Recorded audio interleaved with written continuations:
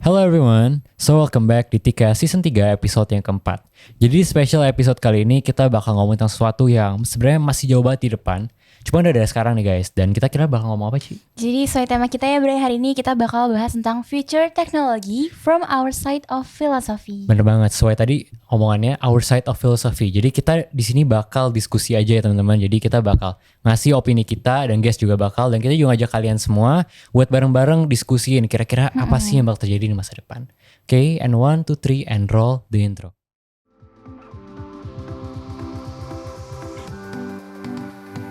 Hi everyone, I'm your host Britney, And I'm your host Brian. Welcome to Tikas, where you can more learn about Tikazen, exchanging stories and opinion from different perspectives. So keep your knowledge updated through our chill convo. Produced by Section 2 every month.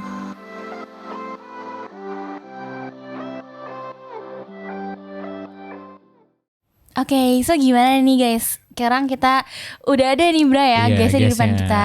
Guysnya ini ada di setiap episode Tikas guys, cuman gak kelihatan aja. Cuma sebenarnya soalnya. gak kelihatan. Iya. Tapi dia ada selalu bahkan dari season 1 ya Bra Iya ya. bener banget, jadi dia nyiapin semua lah ya, director of Tikas lah. Oke, so langsung aja kita panggil Ko William Yohan. Halo Ko. Halo, apa kabar? Halo, Gimana nih? baik Ko. Habis pulang sekolah ya, semangat Iya, banget habis ya. pulang sekolah, habis pulang sekolah. Koko, coba mungkin Koko perkenalan diri dulu nih buat teman-teman yang belum tahu siapa sih Ko Will. Halo, nama saya ya, nama saya William Yohan. Yang bikin Tikas, juga yang operate Tikas. Jadi lumayan awkward juga feelingnya. Ya biasa yang operate, tapi sekarang menjadi guestnya gitu. Oke, nah kenapa sih Bre kita undang Ko Will nih Bre? Jadi sebenarnya kita tahu semua kan di Terakasih itu Kowel nih banyak banget lah ngebantu kita buat nge-operate YouTube channel kita. Setiap ada acara Kowel pokoknya banyak bantu tentang multimedia dan teknologi segala macam. Pokoknya menurut kita di Terakasih tuh ya Kowel tuh ya udah paling ahlinya gitu ya. Udah paling ahli dalam bidang Iya. teknologi. Kayak Dan- ini aja nih Ko Will yang ini nih. Iya, Bahkan- semua Kowel yang setting Iya, kan. itu pokoknya paling ahli di Paling ahli deh pokoknya. Dan Kowel tuh sering nyari tahu juga ya setahu aku tentang teknologi-teknologi yang bisa kita bilang tuh cukup baru gitu. Nah, mungkin langsung nanya aja nih, menurut Ko Will, di masa yang akan datang itu, di masa depan, menurut Koko, filosofi teknologinya itu bakal jadi kayak gimana sih Ko? Oke, sebenarnya mungkin disclaimer dulu. I call myself sebenarnya tuh bukan futurist ya. Orang ada yang disebut dengan futurist, orang yang memang berpikir forward gitu. Tapi aku di sini lebih interested banget tentang teknologi, gimana teknologi itu affect our life gitu.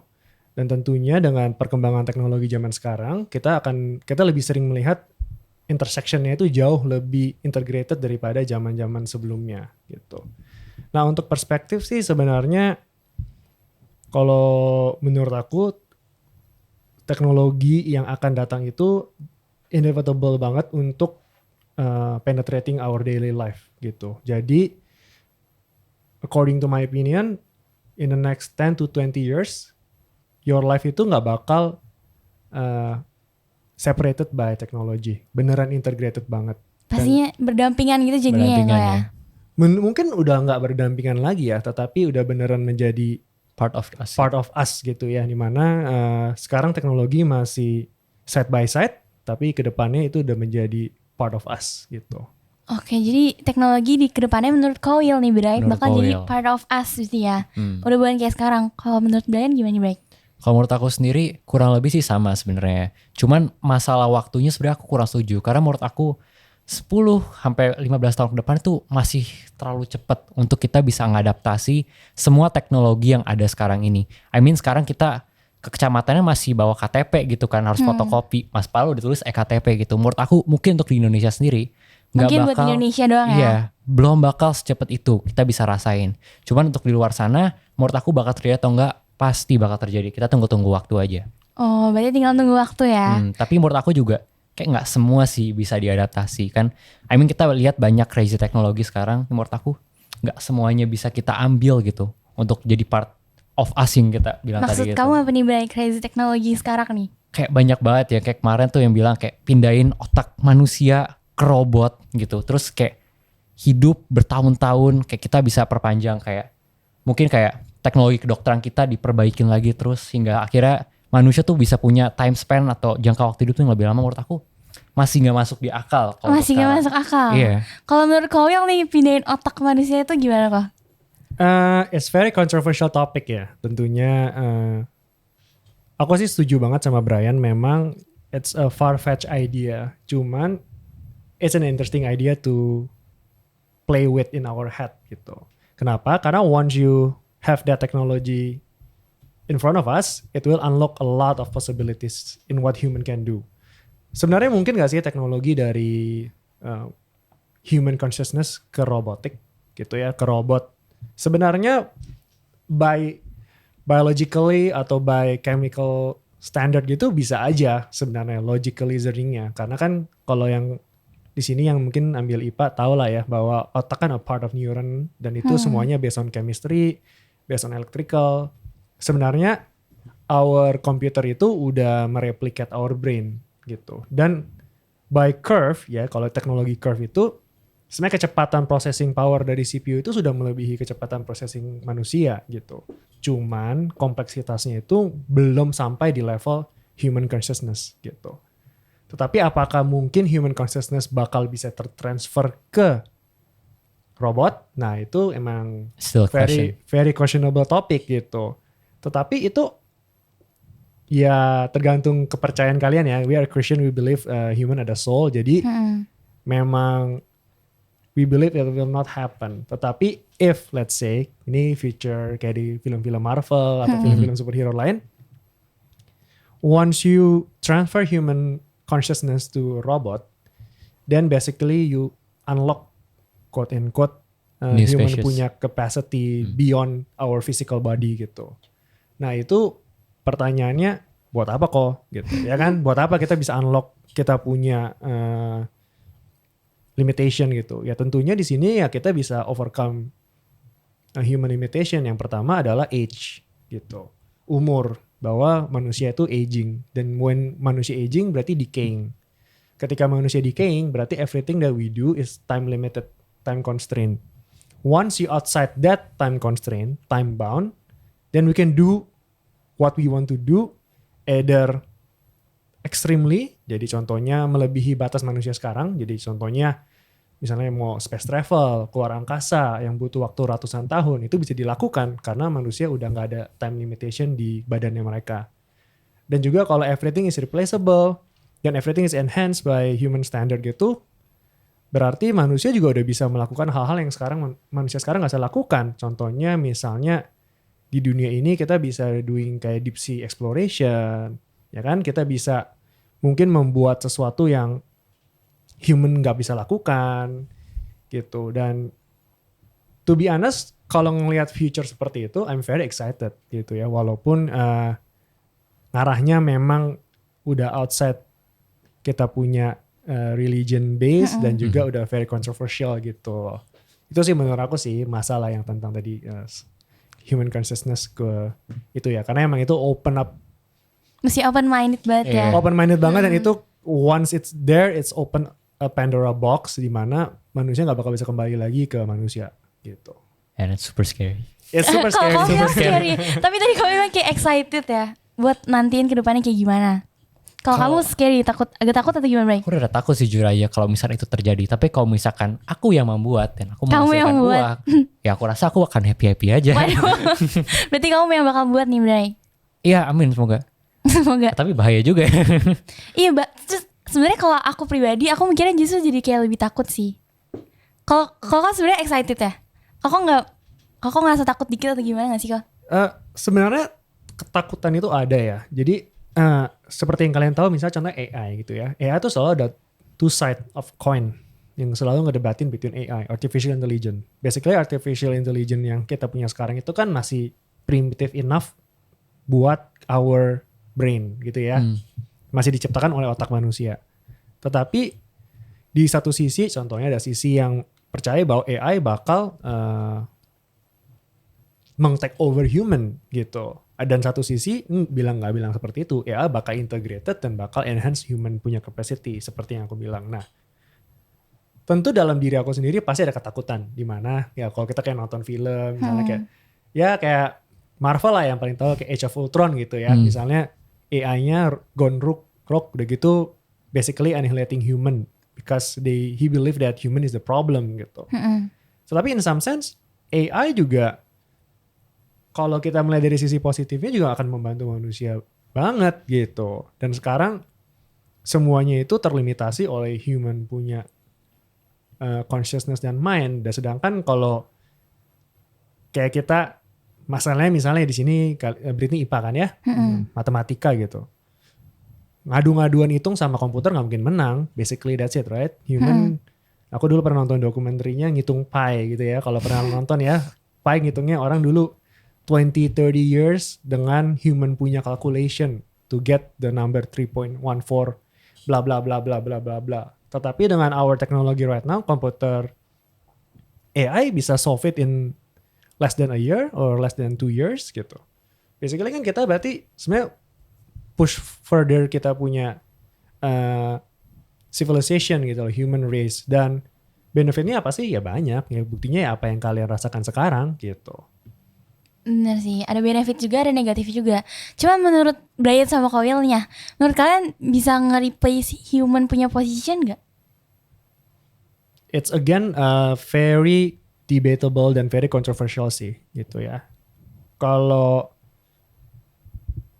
human in general pasti takut ya bahwa dia punya creation akan overcome him gitu, overcome manusia gitu.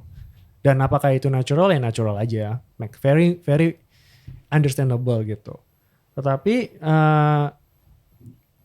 jangan sampai ketakutan itu prevent us to jadi gak mau maju gitu. Iya Jadi gitu ya, takut nggak mau banget. maju ya. Karena itu tuh udah terjadi. Contohnya pertama kali dari fire gitu ya. Teknologi basically fire is the first basic human technology.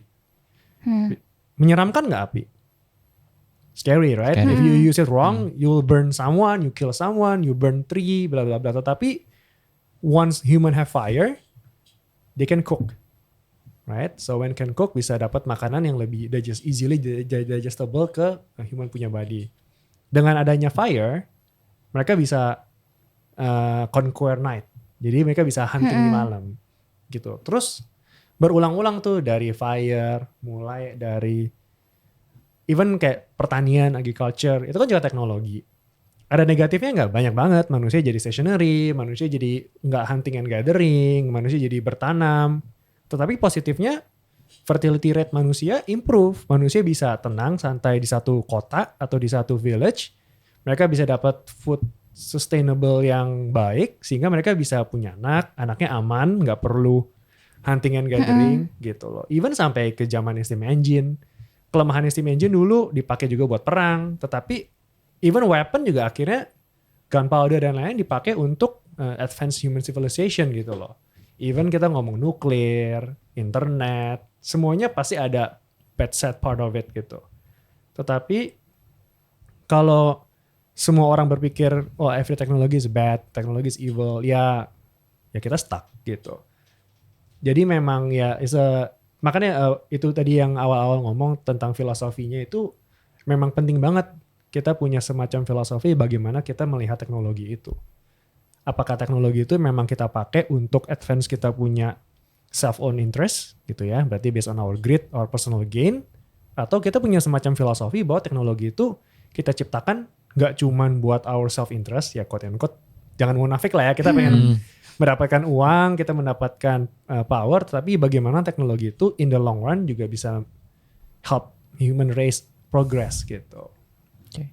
Kalau menurut Cici gimana nih? Kalau Sebagai dari perspektif seorang siswa SMA gitu. Waduh, emang kamu bukan siswa SMA, Bray? Aku juga. Tapi Cici dulu deh coba. Apa nih perspektif apanya di Bray? Kayak teknologi kira-kira ke depan tuh bakal positif atau enggak? Ya mungkin dari sekarang aja gitu ya. Oh, kalau dari sekarang menurut aku sih, kalau aku sendiri aku gunainnya sih positif ya. Karena kayak misalnya HP atau nggak sekarang Zoom meeting segala macem, itu mempermudah. Kalau misalnya kayak nggak ada teknologi, kita udah nggak bisa belajar di era pandemi ini kayak Bray. Bener banget. Cuman kadang kita ngerasain gak sih perkembangan teknologi sekarang itu too fast, terlalu cepat. Cepet banget. Bahkan banget. ada yang harusnya sebenarnya nggak butuh buat secepat itu deh, Bray. Iya, sebenarnya nggak butuh. Kadang kayak banyak fitur di handphone kita, kayak kita kalau buka HP paling cuma beberapa doang kita pakai gitu kan aplikasinya like.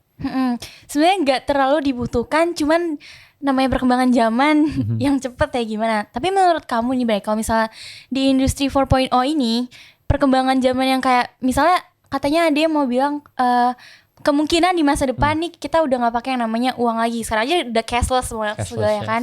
Menurut kamu gimana nih, Bray? Kayak dengan adanya pergantian apa ya namanya, mata uang gitu bukannya?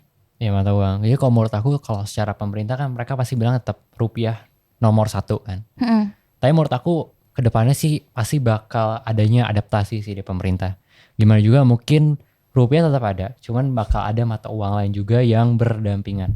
Karena berdampingan. Karena kita nggak bisa bawa, maksudnya perkembangan zaman tadi kan emang cepet.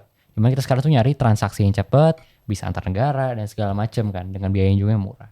Menurut aku sih positif atau enggak? Menurut aku positif. Kalau misalkan digunakan dengan baik. Kayak semua juga positif kalau digunakan dengan baik. Tapi ya bisa negatif gak? Jelas bisa kan. Kayak tadi kan bisa dipakai buat perang, teknologi apa. Dan mungkin itu pasti terjadi. Dan mungkin sekarang pun sebenarnya udah terjadi gitu kan. Oke, kalau kau yang setuju gak nih sama pendapatnya Brian kok? Nah, itu menyentuh dua hal yang cukup menarik ya. Pertama, masuk ke era cryptocurrency dan masuk ke digital currency gitu. Cryptocurrency menurut aku masih on trial and error phase gitu ya. Masih very early adaptation, masih banyak hype surrounding that gitu. Tetapi akan masuk ke satu fase di mana hype-nya down dan manusia akan mulai merealize sebenarnya cryptocurrency ini gunanya buat apa sih gitu. Mungkin di the next 5 years maybe manusia mulai tahu gitu. Tetapi di luar itu ada lagi namanya digital currency yang tadi Brian ngomong ya. Menurut aku kedepannya akan ke sana. Karena sebenarnya kita punya currency pun sudah basically paperless gitu ya. Majority of our life juga sekarang udah paperless. We pay using kayak QRIS, OVO, GoPay, udah gitu transfer udah nggak ada cash, semuanya hanya digital ledger gitu. Jadi sebenarnya memang itu just another push ke arah sana, di mana memang semua financial transaction itu digital based gitu. Kayaknya aku pernah dengar satu interview juga ya dari direktur BCA, dia bilang mereka pun juga sebenarnya udah mencapai angka 95% digital punya currency mereka gitu. Transaksinya semua majority digital, cuma 5% itu yang moving cash gitu. Karena kan cash itu kan very limited ya. Kalian perlu ada logistik, berarti perlu ada mobil yang jalan ke sini. Terus perlu ada yang ngitung dan banyak banget lah friction yang menyebabkan overhead expense dari cash itu tuh membebankan kita punya financial service gitu.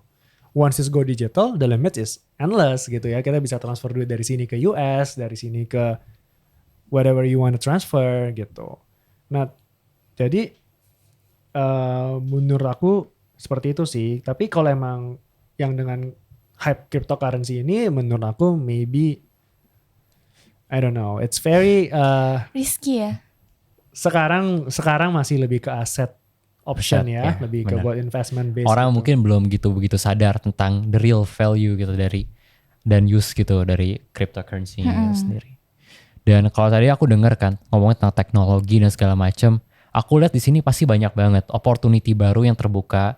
Mungkin bidang pekerjaan yang sebelumnya tuh nggak ada gitu, dan yang nggak pernah kita pikirin tuh bakal munculan. Dan bidang pekerjaan mungkin sekarang ada dan kita anggap wah ini bagus banget. One day mungkin bisa jadi nggak dikenal atau bahkan nggak ada, hilang, digantiin di replace. Itu menurut kau gimana tuh kok? Kira-kira apa pekerjaan di depannya mungkin bakal muncul ya? Iya bener banget. Dan mungkin apa sih yang bakal hilang gitu, masuk ke tanah? Masuk ke tanah. Ya itu salah satu concern dari advancement of technology ya, bahwa ketika kalau kita ngeliat masa lalu, yang paling terlihat itu adalah garment industry. Kalau kalian lihat itu, kalau kalian udah paling jauh ya awal-awal. Sebelum garment banyak nggak? Banyak. Contohnya kayak farming gitu ya. Salah satu yang pertama kali farmers itu being obsolete gitu, di replace sama simple teknologi kayak kerbau dan mereka punya cangkulnya gitu. Itu kan salah satu basic teknologi. Itu mereplace a lot of human basically. Terus seperti yang aku bilang garment gitu ya. Dulu orang ngejahit nge-yarn. Setelah ada mesin teknologi itu nge-replace orang yang ngejahit itu tuh, yang bikin kain gitu. Kalau ngeliat zaman sekarang ya menurut aku pekerjaan yang paling gampang tereliminasi adalah pekerjaan yang labor intensif. Itu pertama. Dan menurut aku, ini pendapat aku ya, teknologi memang harus replace labor intensive. Gitu. Kenapa? Karena aku percaya banget the value of each human itu worth than the labor they are doing sebenarnya menurut aku. Kenapa? If you think in human lifetime gitu ya. Misalnya kita punya manusia, kita raise manusia itu very expensive gitu. Kalau kita melihat manusia sebagai satu misalnya kayak binatang gitu ya, kayak mammals gitu. It's expensive gitu ya. Manusia lahir terus sampai umur 18 tahun kita educate through our education system. Setelah itu kalau mereka kurang fortunate, mereka langsung masuk ke labor intensive. Nah di labor itu kan juga mereka butuh makan, butuh apa. Nah itu kan cost a lot gitu sebenarnya. Ya harusnya sih baiknya di replace oleh machinery, teknologi gitu. Kenapa? Karena sadly menurut aku manusia tuh nggak perlu ya harusnya kalau memang ya jujur lah ya kalau emang kalian ada opportunity atau kalian ada chances untuk nggak kerja di labor force pasti kalian nggak mungkin mau kerja di labor force kan. Iya dong. Iya kalau emang kalian kalau terpaksa ya udah kalau nggak ada gimana terpaksa gitu loh. Makanya harusnya manusia punya intention untuk kesana gitu loh untuk membantu orang labor itu supaya mereka bisa keluar dari labor force itu. Mungkin banyak orang labor yang bilang, waduh kita kehilangan pekerjaan nih dan lain-lain. Pastinya kan. Tetapi kalau mereka berpikir secara positif, mereka bisa pivot ke pekerjaan lain gitu. Yang sebenarnya human harusnya lebih capable untuk melakukan daripada mengerjakan a simple task labor force gitu. Menurut Koko kira-kira pekerjaan yang bisa mereka gantikan itu apa? Kalau misalnya tadi kan kayak belum tentu they educate themselves sama 18 tahun kan. Kok dengan mereka nggak ada educate yang sebagus itu dengan education system yang seharusnya, menurut Koko apa sih yang bisa mereka lakuin kok? Nah tentu kan itu dilema ya. Contohnya kalau mereka, itu kan idealistic human point of view. We have robotic, we have machinery that will help all the labor to have a better life. Tetapi me as a realistis juga berpikir ya kalau mereka udah umur 30, udah umur 35, how can they turn over their time gitu ya kan bisa turn over their life gitu loh. Mereka udah spend 20 years gitu kan di labor force. Nah ya itu menurut aku memang it might be kind of evil to say tapi ya it's a sacrifice needed gitu. Dan kita ngelihat history memang that's what happened gitu. Dengan adanya machinery ya manusia pada awal-awalnya itu 2-3 tahun atau 5 tahun awal tuh pasti akan merasa we lost our job is hilang. Tetapi setelah generasi itu manusia merasakan benefitnya. As simple as garment industry yang tadi aku bilang ya. Dulu buat bikin baju itu butuh puluhan orang, a piece of clothing this ya. Berarti this cost expensive. Mahal banget buat punya baju. Sedangkan garment itu kan salah satu human basic necessity gitu. Nggak cuman untuk clothe our body, tetapi juga buat safety, ya kan? Biar nggak kena bakteria, nggak kena harsh weather, dan lain-lain. Awal-awalnya manusia akan reject. Pekerjaan mereka hilang. Tetapi setelah mereka sadar, dengan murahnya garment industry, dengan murahnya clothing, mereka bisa lebih afford to have better life gitu. Ya, gimana ya, it's a process ya yang memang harus dilaluin ya gitu. Is it sad? Pasti sad banget. Cuman ya for a better iya future, gitu ya. Mungkin emang harus ngebalance ya between transition periodnya itu gimana gitu loh. Dan it will happen sih menurut aku. Buktinya banyak. Aku gini ya, aku seorang graphic designer kan. Aku sekolah art.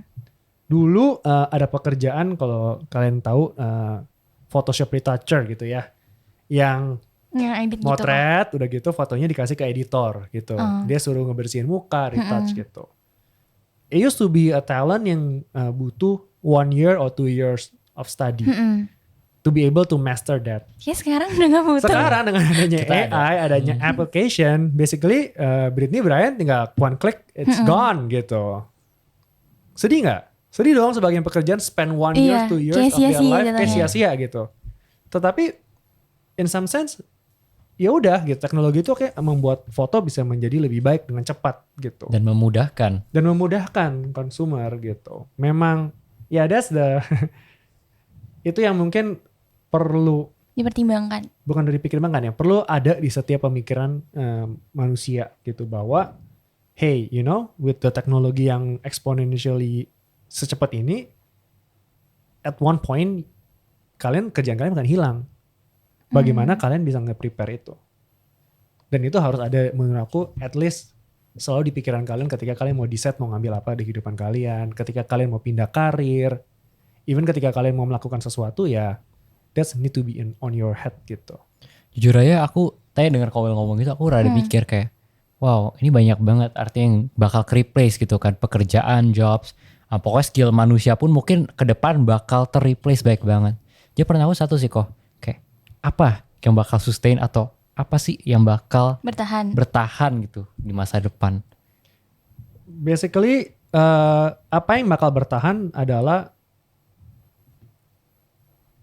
ya human mind ya. Human mind itu berarti ketika kita gimana ya bahasanya ya, our hands and our leg gitu ya, kan dipakai buat bekerja gitu sekarang ya.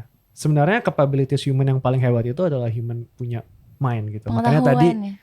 we are going that way gitu. Dengan ada AI, basically we are trying to replace atau recreate human mind gitu. Dan manusia emang, kemampuan terhebat manusia itu adalah otak kita gitu, dimana we can create, we can have an emotional attachment, we can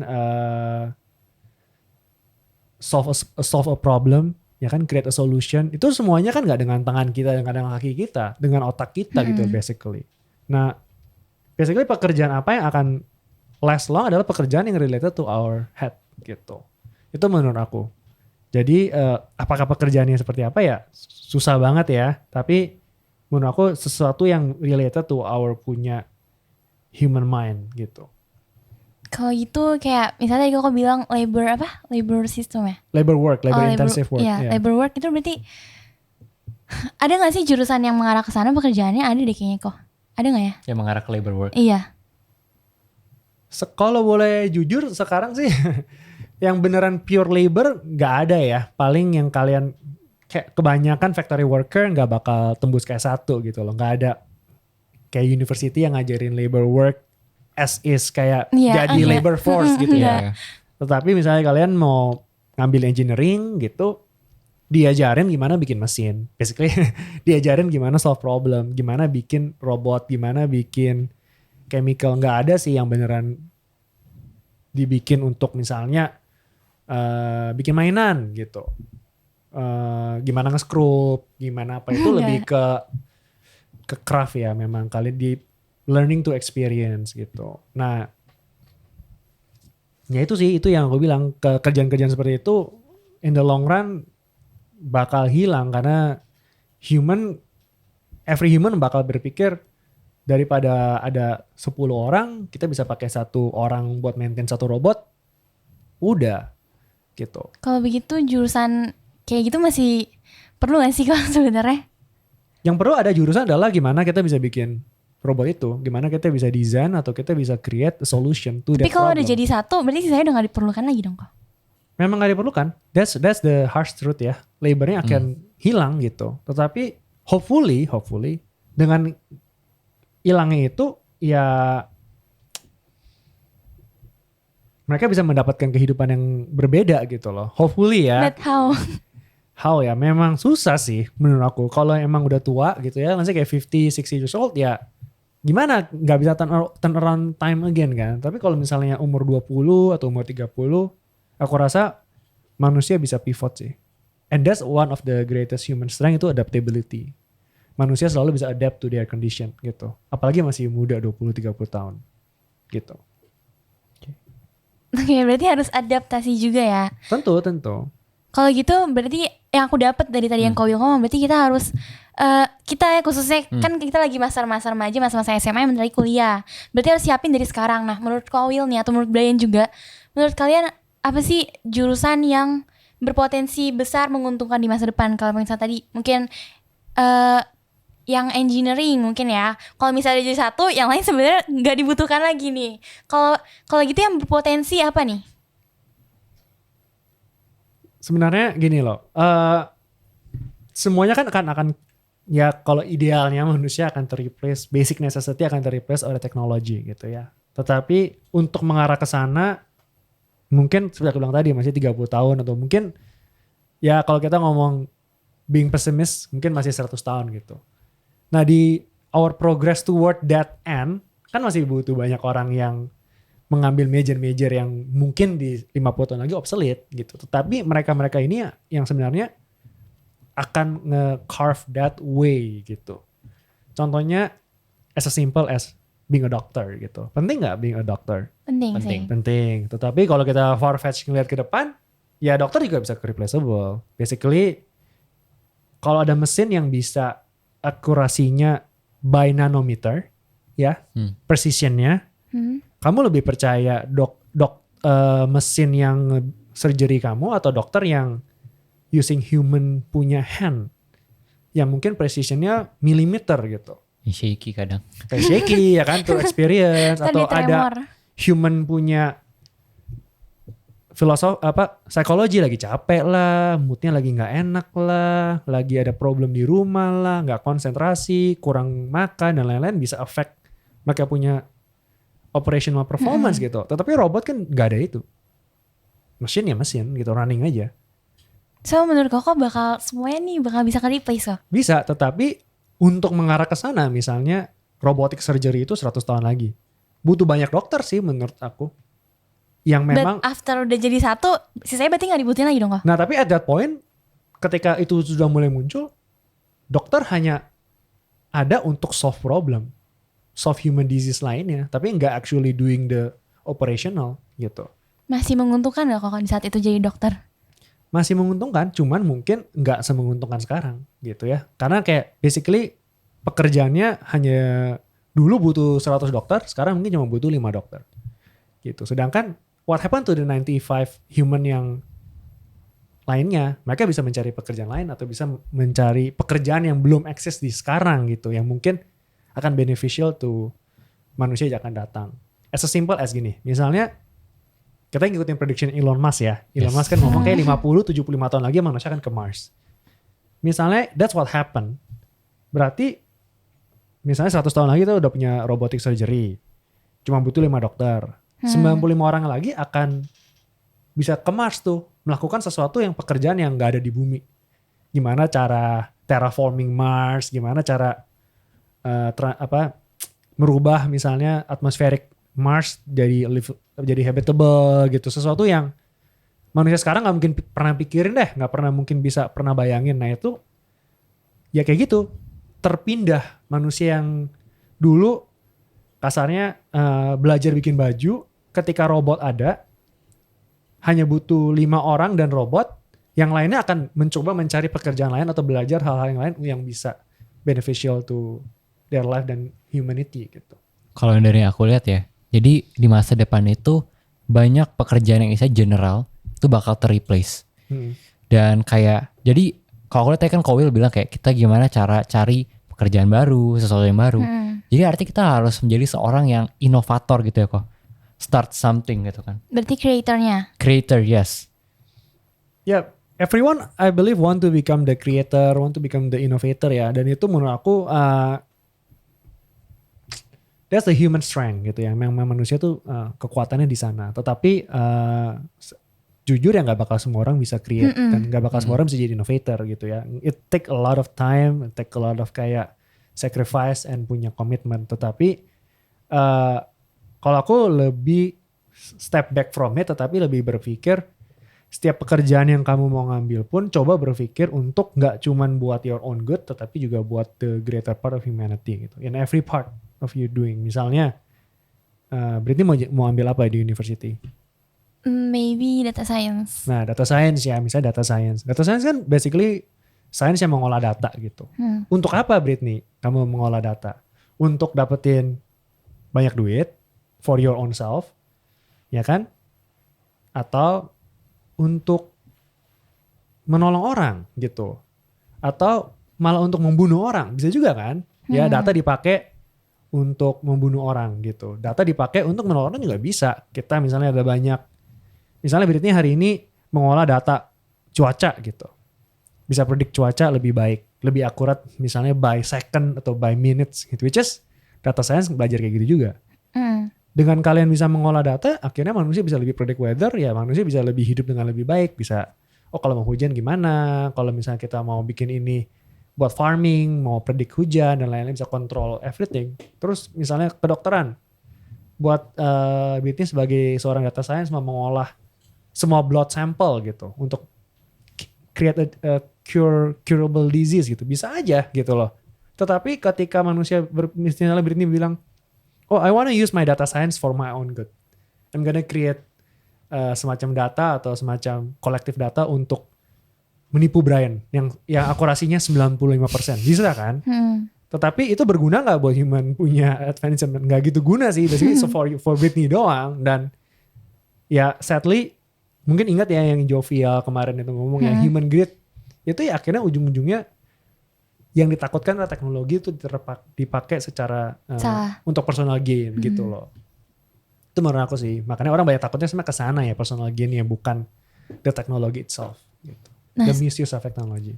Oke, berarti mungkin ketakutannya cuma itu disalahgunakan. Nah, kalau nanya solusi gimana coba saya nggak disalahgunakan, balik lagi ke diri kita sendiri nggak sih? Iya benar. Ujung-ujungnya Gimana sih balik. kita bisa ngedukasi diri sendiri, ngedukasi orang lain, gimana tuh biar nggak salah guna gitu kan? Nah, tapi aku mau nanya nih, kan sekarang kita anak-anak SMA nih kan, Koko mungkin yang udah lulus kerja, yang udah tahu tentang teknologi juga gimana menurut Koko? Coba mungkin Koko bisa sebutin 5 jurusan yang berpotensi di masa depan apa gitu kok? Supaya kita bisa kayak considering gitu, kita mau ambil jurusan yang mana? Nah, ini menarik sih kalau ngomong jurusan ya. Jadi as you guys know kan aku work di bidang education gitu. Aku percaya banget bahwa sebenarnya nggak ada sih sebenarnya jurusan yang benar specifically bakal seperti yang bilang tadi ya bakal last long in the future gitu. Tetapi kembali lagi sebenarnya lebih ke mindset sih itu sih. Kalau apapun yang kalian ambil, kalau kalian punya mindset atau punya perspektif atau punya filosofi untuk future, kalian pasti bisa find a way lah. Find the kayak path gitu gimana untuk navigate the advancement of technology atau pekerjaan-pekerjaan yang bakal obsolete gitu. Contohnya misalnya kayak apa ya, pekerjaan kayak misalnya aku art lah, graphic design gitu ya. Kan sebenarnya udah mulai obsolete gitu dengan adanya Canva, dengan adanya AI Photoshop atau AI yang udah bisa create a lot of artificial intelligence dan lain-lain. Ya sebagai seorang yang mau ngambil jurusan graphic design, it seems stupid gitu ya, kayak bego gitu. Kenapa yang ngambil sesuatu yang kedepannya bakal obsolete? Tetapi if you think about it, AI kan ya sebatas manusia apa yang manusia buat ya. Jadi we can still add that AI to become better gitu loh. We can still work atau we can create a solution yang berbeda gitu loh. Masih banyak di dunia ini yang major itu sebenarnya kalau nggak ngikutin path yang udah ada, bisa branching out dan ketemu sesuatu yang berbeda gitu. Oh, itu berarti sih menurut aku ya. Semuanya berpotensi ya kok? Sebenarnya berpotensi gimana kalian melihat itu, ngelihat major itu. Contohnya as simple as di sini mungkin banyak orang nggak terlalu ngambil gitu, misalnya bidang kayak perhutanan gitu ya. Ya orang mikir bidang hutan ngapain sih gitu, nggak menghasilkan uang. Tapi kalau kamu berpikirnya berbeda, berpikir tentang di luar uang doang, sebenarnya kan banyak juga yang bisa kita lakukan di perhutanan. Gimana kita bisa bikin hutan kita lebih baik, ya kan? Gimana bisa menemukan satu cara untuk biar misalnya tanaman bisa bertumbuh lebih cepat, bisa membuat satu misalnya tanaman yang bisa mengambil karbon monoksida dan bisa merubah menjadi oksigen lebih baik gitu. Hal-hal seperti itu kalau kalian hanya berpikir untuk personal gain yang tadi bilang tadi ya, gak bakal kena kepikiran tuh, karena ketika kalian memilih major, it's always about my own personal gain. Nah itu yang memang kenapa ya? Ya susah ya, mindset yang perlu dirubah ya. Cuman aku percaya banget di generasi kalian, generasi baru ini udah lebih aware sih tentang kebutuhan manusia di dunia ini daripada kebutuhan diri sendiri. Itu menurut aku yang aku perhatiin dari generasi kalian, bahwa generasi kalian jauh lebih peduli Dan lebih prepare ya kok. dan lebih prepare ya daripada generasi yang sebelumnya gitu. Emang iya? Masa sih? Kalau aku mostly iya sih, aku lihat kayak beberapa teman aku mau ngambil kuliah gitu ya. Mereka juga sempat ngecek data apa. Mereka bilang kayak, jujurnya gue takut kalau misalnya ntar gue baru kerja berapa tahun digantiin robot, digantiin AI aja. Menurut aku sih mereka harusnya lebih prepare. Oke. Benar sih, berarti kesimpulannya adalah kita harus lebih prepare dan mikirin juga masa depan nih Bener ya. banget. Tapi gak perlu takut juga ya. Kalau ke replace berarti kita yang jadi pakarnya nih ya. Berarti robot lo harus begini-begini. Iya, Bener. karena memang in the end robot is our creation gitu ya. They can go as limitnya tuh sebenarnya ya ourselves gitu. Limitnya human punya mind and human punya consciousness and human punya capacity yang akan melimit kemajuan AI itu ya. Kecuali banyak orang takut kayak AI bikin AI gitu. Tetapi ya aku nggak expert di bidang itu, cuman menurut aku ya nggak usah terlalu di worry too much gitu. Karena semoga manusia bisa keep their human interest-nya itu. Dan seperti yang kita kembali ke awal-awal ya, yang tadi kayak buat manusia hidup panjang dan lain-lain gitu ya. Ketika kita punya kehidupan yang lebih baik, manusia bisa lebih terlepas dari financial burden, ya kebutuhan antara uang, basic necessity-nya sudah mulai terfulfilled, which is udah mulai dicantumkan tuh, kayak kalau kalian lihat ke negara-negara Eropa ada yang disebut universal basic income gitu ya, di mana manusia basic necessity-nya sudah terfulfilled, walaupun banyak yang disagree gitu. Tetapi aku percaya kalau manusia dengan adanya teknologi itu hopefully bisa beneran semua basic human necessity itu terfulfilled. Aku rasa human punya perspektif akan berubah melihat dunia ini gitu. Jadi banyak view-nya dan fokusnya berbeda, nggak cuma nyari untuk Iya, nggak cuma nyari uang doang ya kan. Iya, udah mulai bisa, oh ya udah I'm gonna spend the rest of my life to protect this earth. I'm gonna spend the rest of my life to explore the ocean, explore the space.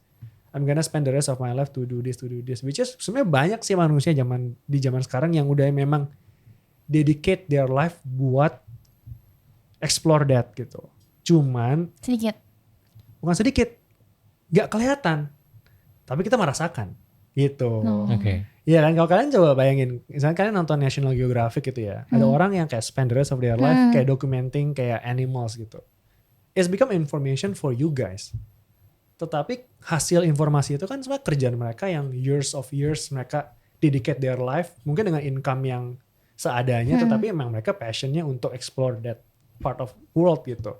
Kita sih ya cuma menikmati hasil kerja mereka gitu. Tapi menurut aku kedepannya kayaknya makin banyak yang orang yang kesana. Dan kalau kalian ke negara-negara berkembang kayak first world country gitu ya, misalnya kayak US, UK, ya memang mereka udah kesana. Mereka mengarahnya udah kesana. They don't want to pursue kayak basic necessity 9 to 5 job, punya uang. Ya mereka seadanya, mereka ada uang cukup buat makan, dan itu ya mereka do whatever they like in their passion gitu. Berarti balik lagi ke cara kita mindsetnya Bener ya, banget. Dan mikirnya ya. kalau misalnya AI someday mungkin bakal ganti banyak pekerjaan, mungkin it's a good thing buat perkembangan kita di bumi ini kan. Tapi mungkin kita jadi bisa lebih concern ke hal-hal yang sebenarnya selama ini pengen kita lakuin. Iya, cuman nggak keburu gara-gara waktu nih ya. Iya, bener banget. Oke, dan ngomongin waktu nih Bray, kayaknya juga kita udah harus balik ya Bray Iya, ya. udah harus balik gitu ya. Oke, berarti kesimpulan yang kamu dapat apa nih Bray ngomongin Kalau teknologi? dari aku dapat ngomong teknologi, AI itu bisa jadi, teknologi AI itu bisa jadi suatu hal yang positif ataupun negatif, tergantung diri kita. Tergantung yang ngendaliinnya. Iya, dan tergantung juga gimana cara kita menyiapin itu dari sekarang. Makanya menurut aku anak SMA milih jurusan di kuliah itu udah harus mulai mempertimbangkan ini juga. Karena menurut aku cepat atau lambat itu pasti bakal kejadian. Replace. Iya, Pelan-pelan lah. Kalau pesan dari Kowil nih buat anak-anak SMA, gimana nih kok? Ya menambahkan apa yang tadi Brian sampaikan, menurut aku itu satu mindset yang memang harus kalian punya. Dan juga jangan takut untuk ekspor teknologi gitu ya. Teknologi udah berjalan di samping kita dan kedepannya akan menjadi part of our life gitu. Jadi neglecting teknologi, kayak merasa teknologi nggak butuh atau apa. Maybe kesannya ada detox nih teknologi itu dan lain-lain, tapi ya you guys nggak bisa avoid that gitu loh. Dan kalian harus admit bahwa itu improve our life gitu. Cuman as always using teknologi juga butuh moderation. Jadi know kapan diperlukan, kapan sudah terlalu banyak memakai teknologi ya. Jadi bisa control yourself itu sih. Dan tentunya tetap selalu diingat, aku percaya belajar terus aja gitu ya. Always curious, always be kayak hungry buat sesuatu. Nyari tahu gitu ya. Teknologi di mana-mana, informasi di mana-mana. It's very easy to get information dan selalu stay curious lah gitu. Oke, stay curious ya Bray ya. Yeah. Oke, so I think itu aja ya guys buat episode kita kali ini yang keempat ya. Oke, semoga kalian yang nonton dari tadi juga terinspirasi dan terbuka pikirannya untuk pergi ke Mars. Bukan pergi ke Mars, Bray. Tapi boleh sih kalau pergi ke Mars. Boleh. Ntar mungkin masa depan. Mungkin segitu aja. Dadah. Bye. See you in the next episode. So, that's all from us. Don't forget to check out our podcast on YouTube, Spotify, Apple Podcasts. And follow our Instagram for more updates. Be encouraged during your day and always be a blessing. Well, see you in the next episode. Bye-bye. Bye.